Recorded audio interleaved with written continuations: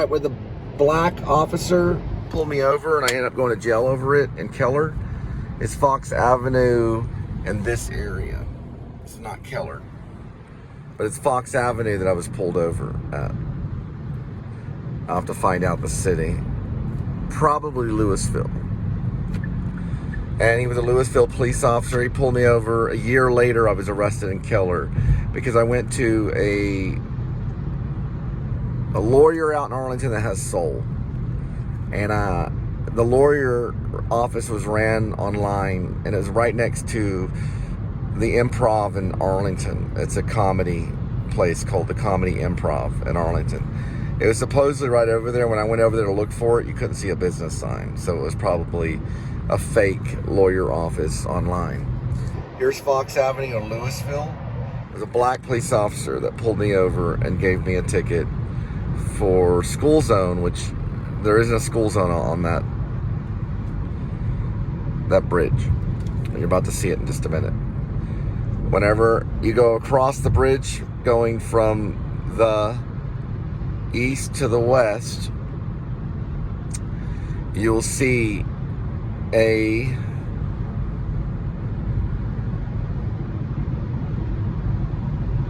Hispanic grocery store or Latino grocery store. And it's right this way. I'll see if we can see the Latino grocery store. Pulled into the parking lot. He gave me a ticket really quick. And I signed it, and then I moved on. A year later, I was arrested in Keller over it. This is Fox Avenue. See that car? It's going fast, right? It's 411 right now. He was parked at this grocery store that's a Hispanic Latino grocery store. And I cannot get the information on the grocery store. It's right next to DECRA State Inspection. He went and talked to a black lady right after he gave me the ticket. Cannot look at it. El Rancho? El Rancho? No, El something. I can't see it. L something. But it's a grocery store that's a Latino grocery store. They removed the sign going this way, so I couldn't read it. He gave me the ticket. A year later, I was arrested in Keller by a homosexual police officer who felt me up. He basically molested me after the arrest. So he molested me. He took away my mask off my face because it was during COVID time. And I went into Keller police. In Keller Police Department for 17 hours. I called everybody I knew to help bail me out, and I was bailed out by an anonymous person, and I thought it was Bradley Cooper that bailed me out. When we come back in just a minute, depending on how much footage I have, I'll tell you the name of the grocery store. And that's where I parked in the parking lot. I was parked in my car. He served me the ticket. I rolled the window down. He gave me the ticket. I signed it. I gave it back to him. And he was gone that quick. Barely said anything. Just sign right here is all he said. I signed it. A year later, I went to jail. And I knew right after I signed it, I knew I was going to go to jail. I knew I was. But I got in hold of a lawyer office to fight it. And they had soul. Let's put it that way. They were a lawyer office that had soul. And I talked to them online, and I called them over the phone. I gave them $60. I borrowed the $60 from a friend. I gave the $60 to the law office in Arlington. They were supposed to be located right next to the Comedy Improv in Arlington. I even went there to check out the Comedy Improv too. Looks like a pretty cool one. The Improv are mostly closed down. The New York one's closed down. The ones in Texas are still open. So I went there where the address is supposed to be. Nobody was there. No address, no law office. I went, oh no. But they sent me emails, and I have plenty of them, and I think I might have proof in there. But I did not reach for that when the Keller police officer pulled me over. He spoke to me on this side. The black officer spoke to me on this side. The Keller officer, a year later, he spoke to me on that side until he took me out of the car and arrested me. He did touch my penis, but not through the pants. It was on the outside of the pants. He kind of groped me like that. That was the first thing he did, and then he checked my ankles and up my leg. But the first thing he did, he stood right next to me. He grabbed my penis through my pants. He went like that. But he groped. He went like this. And he grabbed me, just like Madonna grabbing herself on stage. He kind of smiled a little bit. Then he put me in the car. He turned the air conditioning on, and he took the mask. Well, the mask was my hand. So I was never allowed to put the mask on my face. He didn't ask me anything about it. When I booked me at the Keller police station, I guess the police department, they did not allow me to have a mask during the booking. So I did not have a medical mask on or any type of mask to protect me. They did not allow it. The officer, once he had me jailed, asked me if I wanted to end my own life. I told him, why would I do that? Then he asked me, do you still have hope? And I said, yes, I still have hope. And then he smiled and walked off. He interviewed me in the jail. So he had a clipboard when he interviewed me. He said, I want to ask you, do you want to end your life?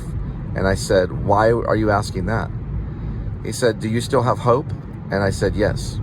And then he walked away. I was in jail for 17 hours. I called everybody that I knew. They were on the process of transferring me to Lewisville. I was released by an anonymous person, paid the $300 or whatever the amount was. They were anonymous. I found out later who it was. It wasn't Bradley Cooper. But that's who I thought, because none of my family had money at the time, really. I was stuck in there for 17 hours. I read, they had books in there, so I was able to read, but not very well because I didn't have my good glasses on. I was able to read a book about a wedding.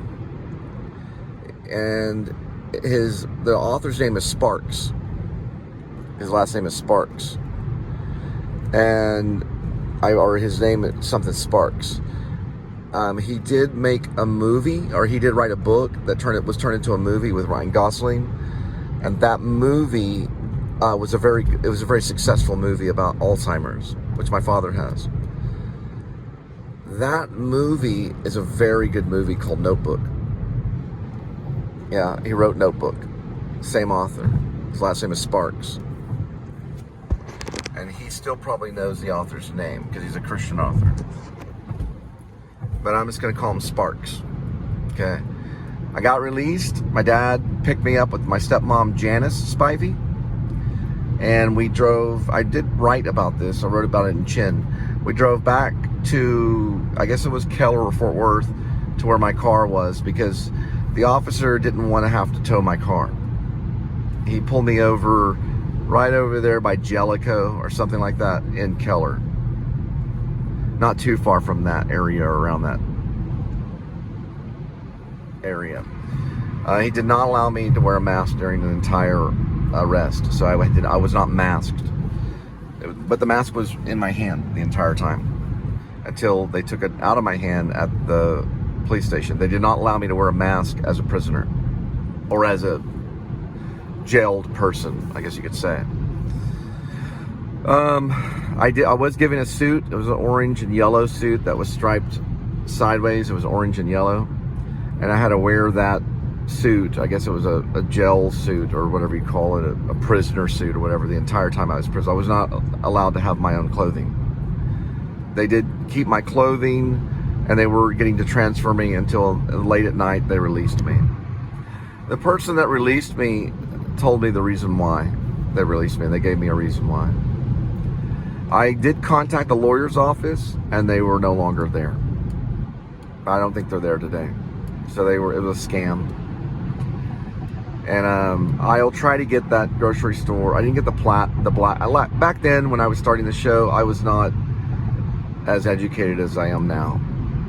And I did not get the black police officer's name, and I did not get the arresting officer's name in Keller. That happened a year later. There are police reported ahead. But I was jailed. Let me just put it that way. And they did give me a book. The name Sparks was on the book. And the book was called The Wedding. I'm going to look it up.